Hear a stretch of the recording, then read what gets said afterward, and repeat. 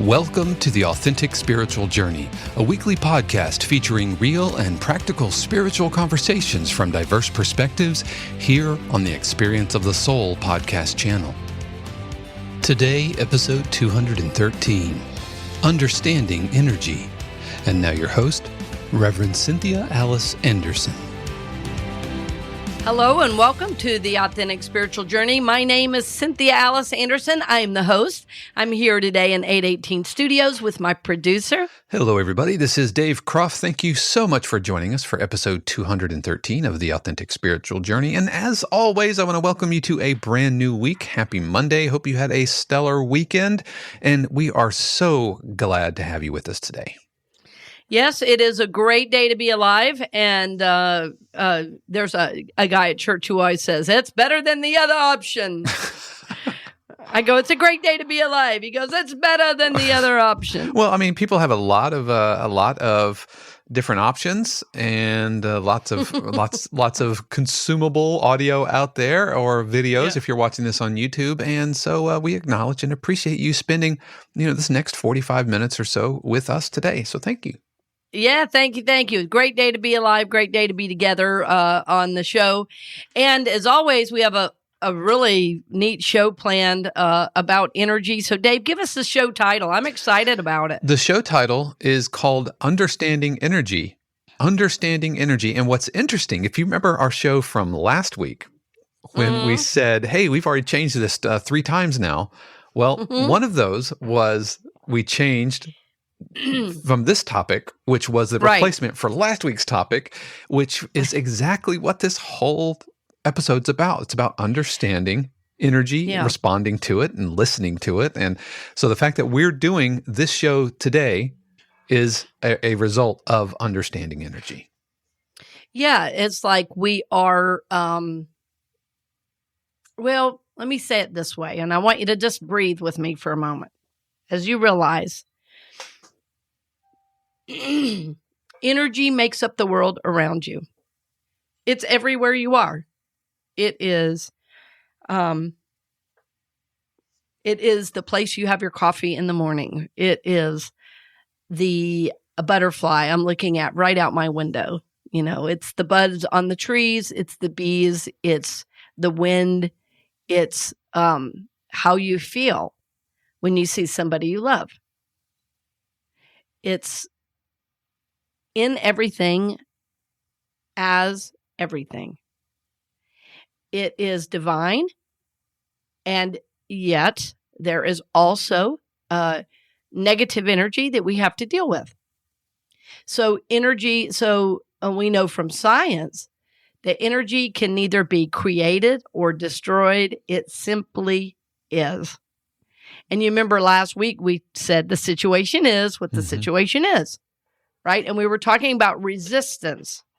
So now we're going to go deeper really in that topic of understanding energy. It's like, well, what are we resisting, or what is causing something to come up at a specific time?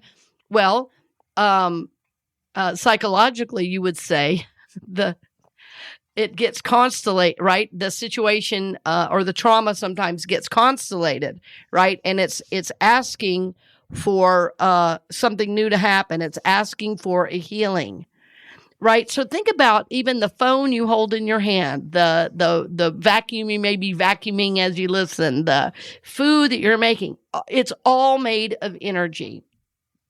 It's all made of energy. And we are all energy. And I want to give you an example. Like, have you ever gone into a room and you could sense that an argument had just happened there, and you go, I'm walking out of here.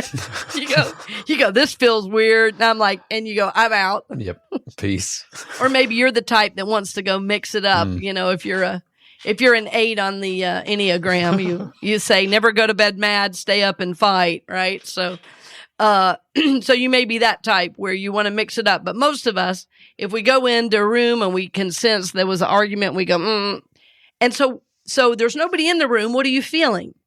Right? If there's no one there and you walk in and feel this energy, what are you feeling? Well, you're feeling the energy. In other words, the energetic, vibrational reality So energy is, it's like everything we say, everything we do has an energetic, vibrational reality. All right, think about that. If you go into a room and a candle is lit and intentions, holy intentions have been set, can you feel that? Yes, most of us can. Some of us are more feelers than others. And there are really three basic ways most of us experience energy. Some of us are knowers. So, some of us are feelers. Some of us are even hearers. Some of us are clairaudient, right? Some of us are seers. For some people, they can walk into a room and see energy. I am a feeler. Sometimes a knower as well, but mostly a feeler. This means that I am aware of and sensitive to changes and shifts in energy. I think it is one of the benefits of growing up in a dysfunctional home. We put the fun in dysfunctional in my house. What I mean by that is when there's a lot of various activities, when you grow up around a lot of addiction, the negative aspects are, there's a heightened sensibility. And I've been known to say, oh, I'm great in an emergency. The problem is not everything is an emergency. So, and I can treat things as such. Like if something needs my attention right now, people who've worked with me, often joke. So wait, let me ask. So do you want it right now? Yeah. Right now would be awesome. Yes. Yeah. So as I'm saying this, so think about that. Like the energy that you sense or feel or know. And the reason I brought up that about my childhood is sometimes the trauma, there are many, many gifts of the trauma, and that's one of them. I can usually read a situation energetically very well. If I'm emotionally more attached, it's harder, but think about that. So everything you say, everything you do, everywhere you are is made of energy. Now, Dave, did I cut you off a second ago? Were you about to say something? No, I was going to actually ask about, because you were saying you have the ability to sense energy. Where is the line between like sensing energy and being empathic or being an empath? It does seem like they're kind of cut from the same cloth. Oh, yes, most definitely. I mean, really being an empath just means, I can feel and know, or really empath really means I tend to take on your energy or your emotional need. Mm-hmm. Now, Dr. Donna Bevan Lee would call that codependence and call it carried feelings, right? Gotcha. Now, having said that, any child carries the feelings of their adult because we grow up thinking the world revolves around us. And actually, at a very young age, it should. So we think everything that's happening is a result of us. It's why when, parents get divorced, kids think it's their fault. But empaths will often say, oh, I can't be in large crowds very long because I get exhausted with all the energy. And I go, well, there's ways to protect that. So you don't have to be a victim to energy just because you're an empath. You can do some protective work, and we're going to talk about that more second half. But it is something to keep in mind, especially if you're energy sensitive. Like I've had some people who are quote unquote spiritual who say to me, oh, I can't be around any negative energy. And I'm thinking, well, good luck with that. Hope you enjoy sitting in your room all by yourself. Yeah, I hope you enjoy being totally alone the rest of your life. Because it's life, some of the most spiritual people I know have negative energy before 9 a.m. So, it's called being human. That's right. That's right. So there's also a designation. And Dave, there's a book Well, I poo-pooed it at first. It's called HSPs, highly sensitive people. Have you ever heard of that, Dave? An HSP? I've not heard them called HSP, but highly sensitive people. Well, evidently it's a thing, right? So when I first heard it, I said, great, all we need is another label. I'm over the labels. I'm over the pronouns. I'm over all the labels. I'm over it. I'll just say right now, if you're somebody that likes another pronoun, well, we're going to have to talk about that. I'm over it because I think what really matters is your soul, not the pronoun. You could call me man, woman, or sir or ma'am, and it makes no difference who I am at the soul. Yeah, it makes no difference. So, love you on your journey, but I think that thing has been blown way out of proportion. So, was there a specific author you wanted me to? Because I'd love to put a book in the show notes. Yeah, I'll get you one. Okay. I'll get you one because I have several clients that identify as HSPs, and often HSPs are sensitive, yes, energetically. In other words, they're overly empathic.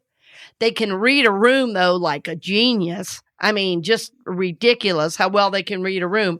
But they're often sensitive to texture, to taste, to sound.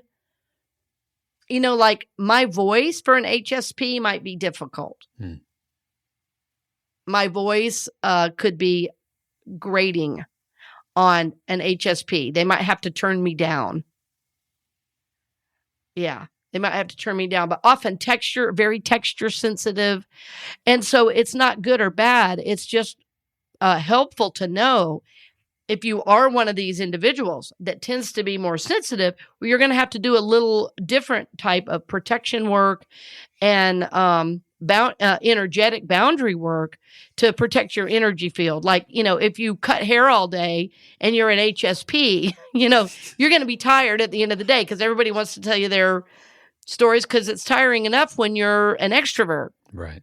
But if you're an HSP, that could be difficult for you. Yeah, and if you're if that winds you up, then see last week's show because the situation is what the situation is. Yeah, that's right.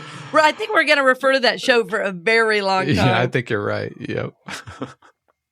That is a wise statement that a friend gave me through a Unity minister that she had heard. Her first Sunday in Unity was that statement from a Unity minister in Texas, probably 40 years ago. So, Yeah, that's a good one. So think about that. So you are made of energy. The energy is all around you, and you may be sensitive to energy. You may not be sensitive to energy at all, but then suddenly have these moods, these feelings where you're saying, I don't know. I feel down and I don't know why. Or I'm really mad and I don't know why. I just feel like I'm walking around in this tornado of anger. And I'm going to tell you, probably you're carrying someone else's energy. You're carrying someone else's feelings. And so, we talk a lot about coming to consciousness. We always say grow, prosper, evolve, right? And so part of our evolution in becoming conscious is becoming aware of our energy, the energy we're putting out, the energy we are taking on. And I will share with you that when I was in ministerial school and studying to be a hospital chaplain as well, so I did both of those programs back to back. In Unity Ministerial School in the past, when I went there, it was Unity School for Religious Studies. I can't remember even what it's called now, like Unity Institute or something. To me, that sounded like we needed to be put away when they named it to Unity Institute. But, and I'm not making fun of that, by the way. Of course not. But no. it was just, yeah. But I just thought that was a funny name for a school. But when I went there, it was Unity School for Religious Studies. And for 3 months, we did what's called hospital chaplaincy work, or CPE, with managers and ministers who worked in the clinical hospital setting. So I worked in the emergency room in the ER. I worked with cancer patients. I worked in long-term care. So we'd have like a month in various areas. And I really enjoyed the work. And what I learned about myself, it was kind of a hard learning because I realized I couldn't just walk in and be my loud, boisterous self in a hospital room. Imagine. Well, now, the good news is growing up, my mom had done a lot of visitation. And so we were always in kind of ministry roles, my whole childhood. I mean, I've been in more homeless shelters than most homeless people because of my mom taking us to serve, to help others, or, handed out government surplus food, all that kind of thing. So I'd been in those type of settings my whole life. But it was different when I was dealing with somebody who was dying, right? Or like I had a patient who was a quadriplegic and asked me to unplug her, for instance. And my energy of, hey there, hi there, my energy of like, hey, welcome to the show, blah, blah, blah, blah, blah. Okay, not the energy for that type of situation. So even though my mom really modeled that, I had to learn to ratchet down my energy. And I think I had worked so hard to get back to myself that, in other words, being willing to let my big energy shine, because that was a learning too. Women in the South are not supposed to have big energy. They're supposed to be demure and passive. But my energy was like, yeah, let's get it done. Let's make it happen. My energy has always been more masculine in the way I say present in the world. And my jobs, my careers have been masculine oriented. I played percussion. I was always, for goodness sakes, I was a percussion major, the only female percussion major. I took scuba diving. I was the only female in my class. I'm now doing martial arts. I'm the only female in my class, right? So I tended to be and live a more masculine, outgoing, extroverted existence. And so learning to shift my energy as I dealt with people in the dying process, people in hospice, shifting my energy to, if a patient was sleeping, ministering to a family member quietly over in the corner. In our training, even, we learned when you go into a room and there's family there, they say, who's the patient? And somebody would always say, the one in the bed. And they go, And the manager, our teachers say, it's usually the family. Usually the people in the bed are fine because they've had to come into awareness of what's happening. But the family is the one in denial, about the situation. So anyway, all that said, why am I saying all this? Hopefully you're understanding that I learned to shift my energy.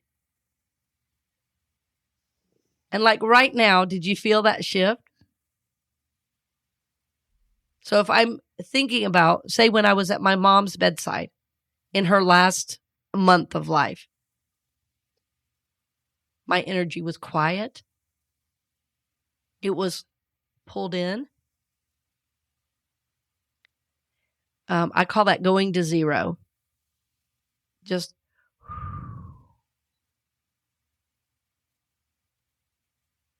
So what changed? I'm still me. I look the same. I have on the same clothes. What changed? My energetic focus. I moved my attention from, my brain and my mind to my heart. Yeah. So see how in a moment energy can shift. So we want to have an understanding of that so that we don't walk through the world like a bull in a china shop, or so that we're not always so quiet. We're not living out into the life that we really deserve to have because our energy is so inward. Sometimes when I was teaching and I was new in a school and I was like learning about the students, and one of the teachers said, "Oh, that girl is really shy." Well, that usually means shame. That usually means shame. Okay, yeah, she's very quiet. Yeah, we're going to work on that. Because quiet is fine, introverted is fine, but shame is another thing. Shy usually means shame. So all of this is about energy. You're feeling that, right? It involves the emotional nature, most definitely. And we want to learn to also to be able to, yes, shift our energy, but also notice where we're taking energy on that isn't ours. So we're going to do that as we come back right after this. Welcome back. And, I had this fantasy at the break that you were sitting there going, wow, can I just shift my energy real quickly? And it's a wonderful practice, especially if there's somebody you love. Like, it would be fun to just sit around in the living room and go, hey, let's see if we can shift our energy. It's really a wonderful, wonderful practice because we are far more powerful energetically than we imagine. Far more powerful in general. And I want you to think about, if you knew how powerful you were and that you could shift your energy, imagine taking that into work situations or into relationship situations or, like situations with your employees when you have to have a difficult difficult conversation with an employee or friend. Yeah, I know that with Shannon and I, I've talked on the show about making a space, and about how, around 9 o'clock, depending on what show we're binging at the time, this has different levels of success, but the intention is, around 9 o'clock, we kind of turn the lights down, maybe like turn on a candle, put on some music, turn the TV off. Change the vibe. And that's absolutely what we're doing, is we're trying to shift the energy so that as we approach going to sleep, which is going to carry into the next morning, we try to establish a much, much calmer, focused, centered, energetic place that will carry us into the following day. And that's absolutely what that is. It's attempting to shift that energy. That's a real beautiful tradition and ritual. And it's one of those things because it's both outward and the inward process, so it's like all the outward signs are telling you time to shift. Right. And what we'll do is if Shannon, for example, if Shannon's in there brushing her teeth, then what I will do is I will, get the lights down, turn the music on, and I will actually make the bed, And likewise, if she's in there in the bedroom and I'm doing something else, then we'll come back finishing up or whatever. Yeah, and so it's definitely a back and forth kind of a thing. And walking in, and the candles are there. There's like relaxing music from Spotify, and my bed is like turned. It's like turn down service. It's like it immediately it shifts immediately. Totally. And you're talking about something important, is that sometimes the aid of outside things can be super, super helpful in shifting, especially if this idea is new to you. Like, most of us don't even learn, that we are capable of doing this. Right. And so the other piece I wanted to mention as we're talking about this is just learning to sense the positive and negative energy around you too. It's like, you've heard of people talk about your aura, and I always say your soul, but your soul and your aura are basically one and the same, because what people are saying when they're saying your aura is your etheric energy. And so your soul goes beyond your skin. Like, we think, oh, this body houses the soul. I mean, yes, it does. But Dave, you and I could be in close proximity, and it wouldn't surprise me at all for you to start picking up thoughts or energies or feelings I might be having, because we know each other quite well, right? And if you're closer to me in energy and our energy fields even touch, there's a greater chance we're going to be sensing and playing off each other's energy unconsciously. Which is why our 200th episode was so special, because we were in physical proximity. We were with some of our, our longtime listeners and supporters of the show. And so that generated real energy, which was almost tangible. I mean, in that space, it was absolutely energetic. So, yeah. And back to the idea of, if there's times you need to protect your energy, sometimes you just need physical space, I kind of imagine this like invisible, like kind of cone of energy, a cone of safety, around you, and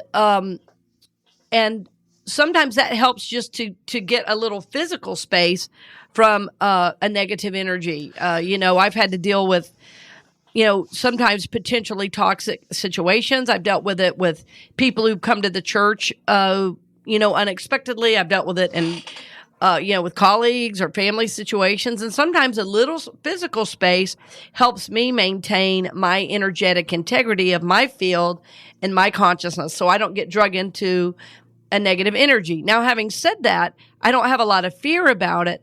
I just know that it's my job to manage my own energy. Yeah. And I know because women tend to project their energy outward. Men tend to be more contained. Just in general, that's true. And so my natural my natural tendency is to go out. Yeah, I've had some interactions with some family members in the past, and they were like, they will project this negative energy, and the way that I think of it, I saw it described as, I don't know if you've heard this before, gray rocking. Have you ever heard of the concept of like gray rock somebody? Never. Never. What does it mean? What it is if, especially if you're around somebody who's like super like narcissistic or whatever, and they need those types of interactions from you. So they're going to put out energy to you. And in order for them to feed off that, you have to reflect back at them. You have to engage into that behavior. And so what the gray rock concept is that you're not ignoring somebody. You're not just kind of shutting them down. You're just not engaging and not allowing yourself to reflect that energy back, which then creates a feedback loop, right? Yes, it does. Well, it's like what we were talking about last show about, the the rage energy that happens in exchanges. Yeah. And so by again, it's not shutting them down. It's not just ignoring them. It's just consciously and actively not participating in that energy exchange. And it's like, it's just a dull gray rock, right? And so I don't know if it's an official like term or whatever, but that's the concept. Funny. I've never heard of it, but stuck with me. It is a great, sorry to interrupt there at the end. Fine. It's a great concept. And, the idea is just like staying in your lane energetically, Right.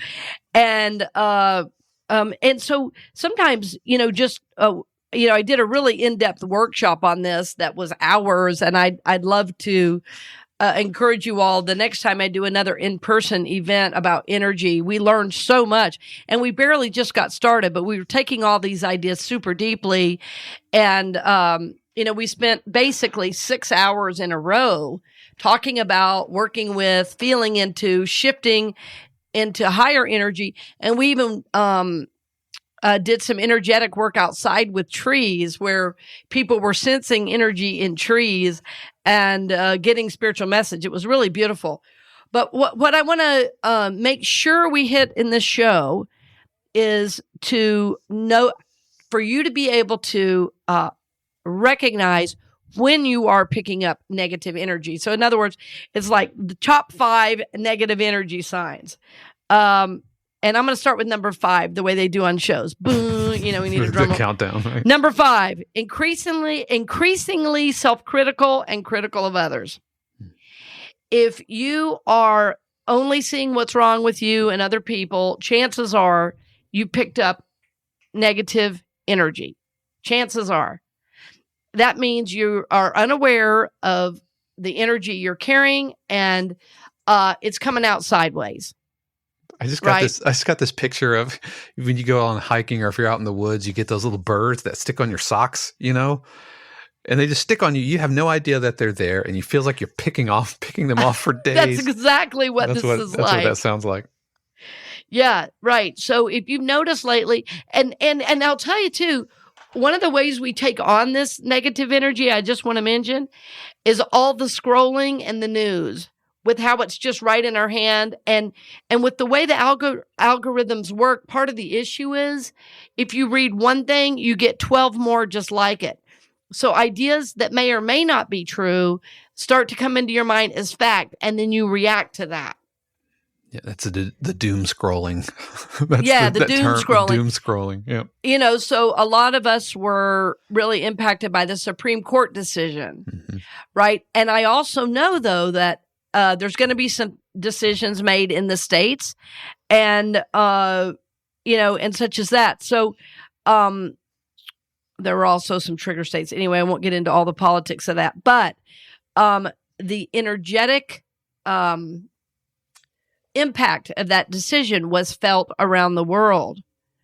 And so it doesn't mean, okay, well, now we have somebody to blame. Let's walk around in this rage. It means, boy, I've got to deal with this because I still have a family to look after. I have a job to do.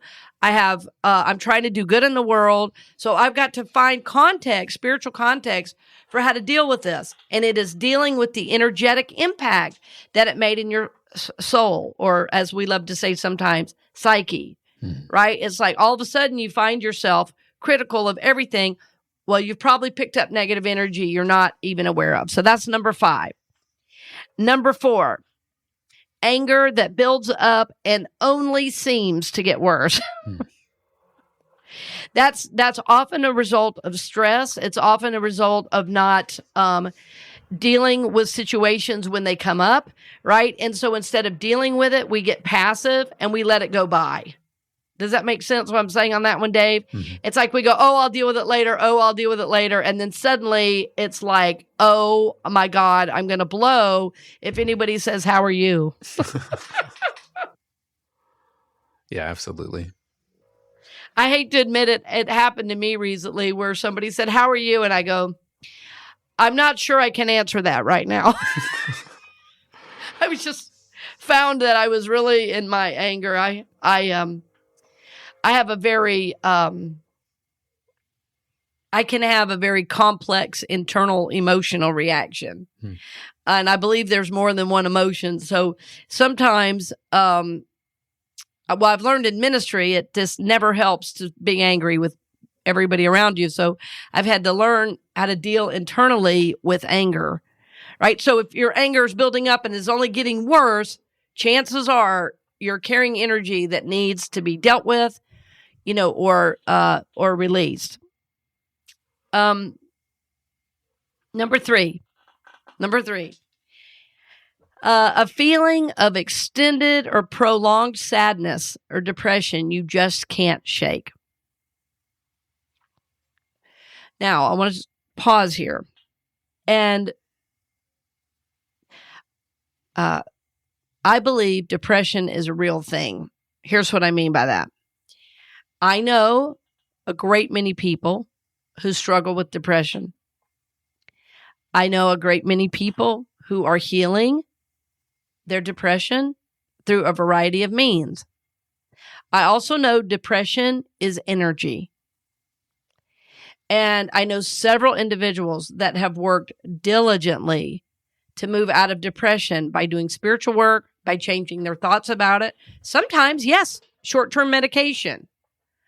But when you are on medication forever and ever and ever and ever, and you're never dealing with what caused the depression, you're always going to be on the meds. So I'm not a doctor. I'm not saying you don't need your medication. What I'm saying is I want you to work with your doctor and I want you to do the spiritual work, the other psychological and emotional work, because sometimes the reason you're depressed is you're carrying energy that doesn't belong to you. You're carrying shame from your parents. You're carrying guilt from childhood. You're carrying anger and resentment. And rather than acting on that, that's gone inward and has hurt you. So I want you to really, really consider, this prolonged sadness. Is it just energy that needs your attention? And that the more you medicate, the further away the healing actually gets. So I just think we all, as a whole, in America anyway, we are over medicated. We are over medicated. So I want you to think about that. If some of the negative energy that you're dealing with, it is not even yours. And so if you will do the deeper work in some of my classes, and there are a great many people who do deep psychological work on this. There's counselors, there's therapists, there's social workers, there's psychiatrists that will help you deal with those aspects. But to just take meds, I don't believe in that. You've got to do the other work as well. And sometimes you need both. I really am a believer in that. But to always keep saying, I'm depressed, I'm depressed, I'm depressed, you are cementing that idea rather than trying to heal. And one of my dear friends says, I'm healing my depression, or I'm healing depression. He's trying to not own it as much. Instead of saying, I'm depressed, it's like, I have had prolonged sadness, but I'm learning to move out of it. So sometimes, friends, that's carried energy from the past, from childhood. Sometimes even past lives enter into that. So that's number 3. Number 2, negative energy overriding typically joyous occasions. Like if you're at a birthday party and everybody's smiling but you, chances are you're carrying energy that doesn't belong to you. It's like, and sometimes you'll even go, why am I not happy? Everybody else here is smiling and I'm not smiling. Like I've had moments of that. Dave, I don't know if you have, but I've totally had moments where it's like everybody else seems to be enjoying this and I'm just not feeling it. Yeah, and it's like, why? Usually for me, that's coupled with another like an anger thing. Like I've brought something in, and I'm just like, how is everybody okay? And they're not allowed to have a good time because this thing is happening. Right. Well, and I realized that recently in a family situation that, some things had happened with some other family members and I was taking more responsibility for it than was mine. I thought I was like somehow, I was somehow energetically defending them or something. I don't know. But I really saw myself. It was a great learning to go, oh yeah, you know what? If I let go of all that energy because they're adults now, how would I want to view this person? How would I want to be in communication or relationship with this person? That really did shift, me not carrying that energy anymore. So this, that one's just one to notice. And then, and this is kind of a funny one, but this is number 1, extended periods of grumpiness for no apparent reason. It's like if everything is pissing you off and you don't know why, chances are you're picking up negative energy. Now, everybody I know for the last, let's say 2+ years, everybody knows what I'm talking about without saying it right. COVID. Right? Everybody's picked up energy because there is this subtext of fear, and sometimes not so subtext, of fear and anxiety in our whole world right now. So it's impossible to not be impacted. So what I'm going to do at the end of the show today, it's going to go a little longer. I'm going to do a little meditation for you and visualization for you to release some of this negative energy. I want you to be able to differentiate and discern what belongs to you and what doesn't. So energy, when we're connected to others in a negative way, for instance, if somebody's really hurt you or emotionally or physically, if you have been violated or abused in some way, you often have an unhealthy, what many people call energetic cords that tie you together. Now, those cords are, it's an energetic exchange. And until you cut those cords or until you release and forgive, you're always connected. And once I learned about this, I was a little freaked out at first because I go, oh, wait a minute. You mean people that have wronged me, I'm still connected? That's the last thing I want. And my mentor at that time, Mary Delaney, said, would you like to release that? And I said, and I go, yes. I was like, yes. Well, that's she said, well, let's just do it. Yeah. That's essentially the same as saying, you're letting somebody live rent free in your head. Oh, exactly. Yep. Yeah, exactly. And, what we don't understand is, there's also, healthy energetic attachments. But the truth is, you're supposed to be an independent, like even with my son, who I just absolutely adore, at least a time or two a year, I do release work with him. So I'm not having some, energetic pull on him that unnecessarily. I have my moments of being, wanting certain things or desiring certain things. And it's like, you know what? That's none of my business. He's his own soul. I'm gonna subtract my energy out of this and let him live. So yeah, this cutting cords and this releasing energy that we've carried of others can be very helpful. So I thank you for listening. And if you're driving, I want you to turn it off now and pause and come back. We're going to end the show a little differently today, which is for, I just feel really guided to do a meditation of release. And I've been wanting to put on some more meditations anyway. So you'll be getting some of those into the feed at a later time. But we wanted to end today, since we talked so much about energy and taking on energy, with giving you a short meditation of release. And I want to acknowledge Shannon Croft's piano music that we use with permission behind this. Shannon and Dave have been a gift to me and are very generous with the use of their music. So I invite you, if you are driving, to pause. As we used to say, pause the tape. Please pause and do this when you can really focus. I'm saying this, friend, because your soul deserves your full attention, and you will put others at risk if you listen to this as you drive.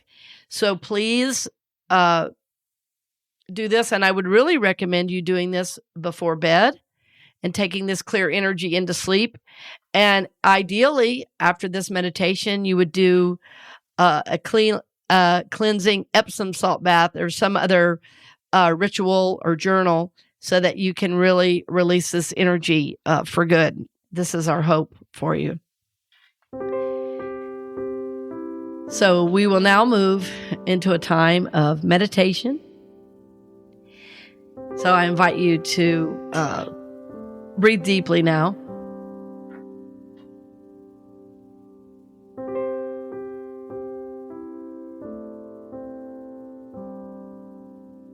So as you breathe, know that the very presence and power of God is with you.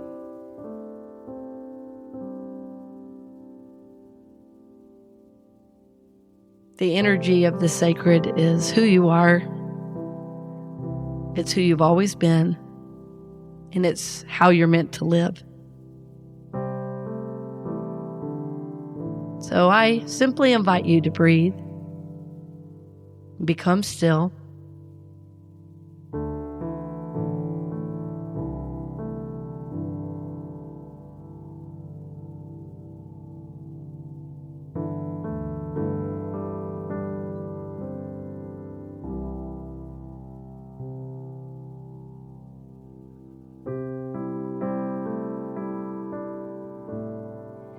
as you breathe, just imagine the light of God surrounding you and enfolding you.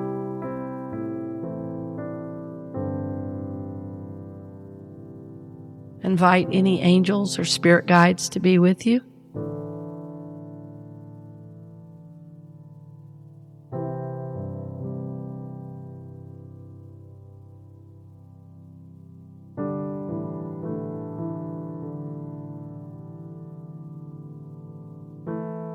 And just say out loud, I ask for spiritual help, support, guidance, and protection in the work I'm about to do.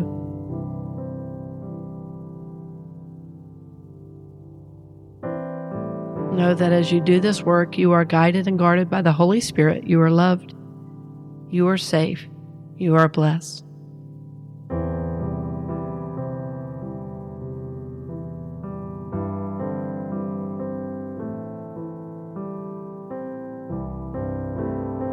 So from this place of safety and and love, knowing that you're connected and protected. I invite you to bring a situation to mind that's been difficult for you. It could be from the past or in the present moment.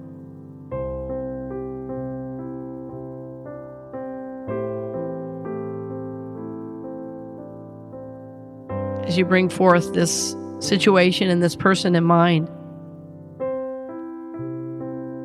you might see that there is a energetic cord that's tying you that you want to release.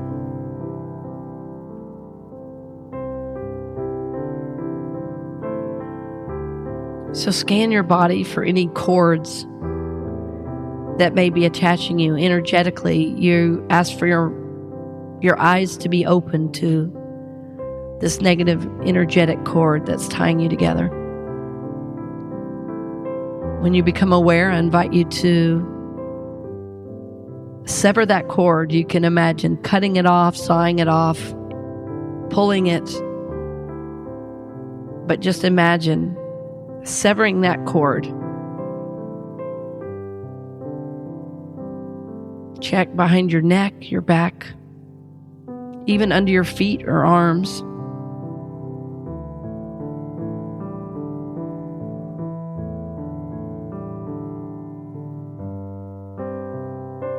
As you sever those cords one by one, your angel comes behind you and seals it and fills it with gold.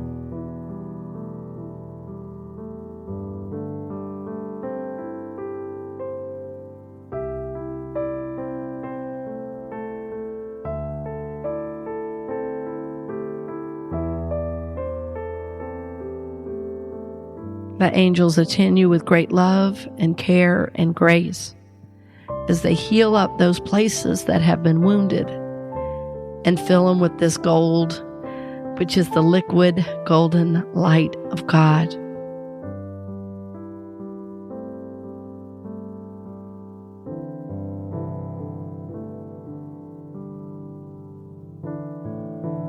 And now as this feels complete, imagine a golden ball in front of you, and this ball is unlimited goodness. It is the light of God. And now that you've cleared your energy field, you're going to speak to this person and say, now, instead of attaching to me, attach to this ball of light. So just visualize this happening. This golden ball of light and this energy that wants to attach to you can't get to you now because it's going into this golden ball of light.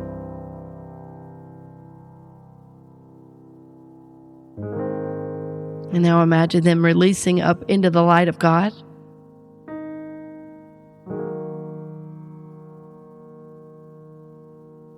And now you are present in this place, feeling and sensing your wholeness, your clarity of energy.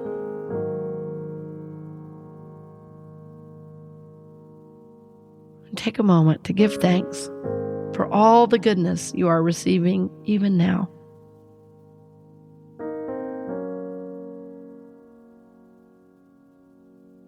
Breathe this new energy in as your reality that you don't have to have anyone pulling on your energy. You are loved, you are safe, you are supported, you are blessed. You may want to affirm for yourself, I am guided and guarded by the Holy Spirit. I am loved. I am safe. I am blessed.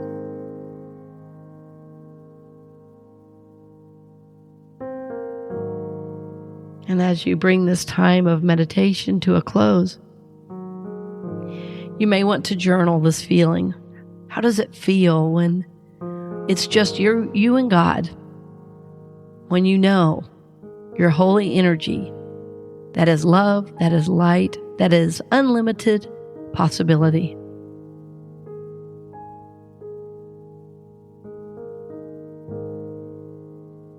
As you come back into the room, into this time, into this place, just know your energy goes with you always. And that should you want to return to this time and place, you can do so at any time. using this meditation as often as needed. So as you go throughout your day and your journey, dear friend, we are blessed and honored to support you. And so it is. Amen.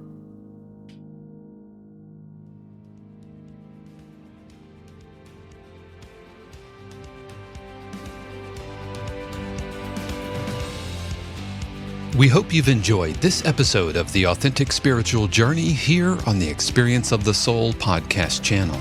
This channel is made possible because of listeners just like you.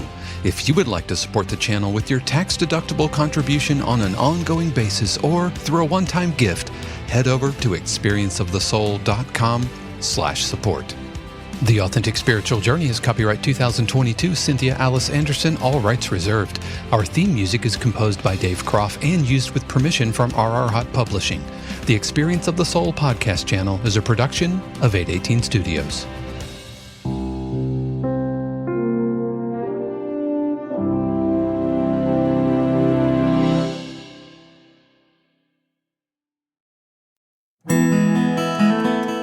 Hey friends, Sean here, your Experience of the Soul producer. I want to take a moment to tell you about something truly exciting. The Soulworks online community, created by your host, Cynthia Alice Anderson, and available on the Mighty Networks app. If you're looking for a place where you can explore your spiritual path, connect with others, and grow in a meaningful way, then this is for you. Soulworks is so much more than an online community. It's a safe, inclusive space for spiritual exploration, self-discovery, and personal transformation. Inside the community, you'll find everything from uplifting spiritual studies to soul-centered growth practices, meditations, affirmations, and so much more. It's a space where you'll always be supported and never judged. The best part, membership is free. You'll have access to powerful resources, inspiring content, and a supportive group of like-minded people who are all on their own unique spiritual journeys. And if you're ready to dive deeper, there are premium options available to enhance your experience with a live Monday night talk series and extended, deeper meditations. If you're seeking a place to connect, grow, and nurture your soul, we would love to have you join us in the Soulworks community and see where this journey can take you. Visit my.soulworkscommunity.com today.